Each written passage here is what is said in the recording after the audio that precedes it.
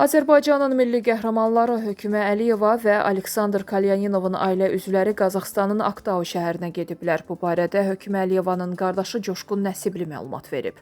Onun sözlərinə görə, məqsəd hadisə yerini ziyarət etməkdir. Axşam saatlarında Qazaxstana gəlmişik. Aktau yaxınlığında hadisənin baş verdiyi ərazini ziyarət edəcəyik. Mən, atam və Hökümə xanımın yoldaşı bir də Aleksandr Kalyanovun anası Yelena Kalyanova gəlib. Ziyarət edib bir gün sonra vətənə dönəcəyik. Qeyd edək ki, Hökümə Əliyeva və Aleksandr Kalyanovun yaxınları hadisə baş verən əraziyə ilk dəfə gediblər. Hava gəmisinin kapitanı İqor Kişinyakinin ailəsi isə bu ilin mart ayında faciənin baş verdiyi əraziyə getmişdi. Xatırladaq ki, Azal təyyarəsi ötən il dekabrın 25-də Aktau yaxınlığında qəzaya uğrayıb.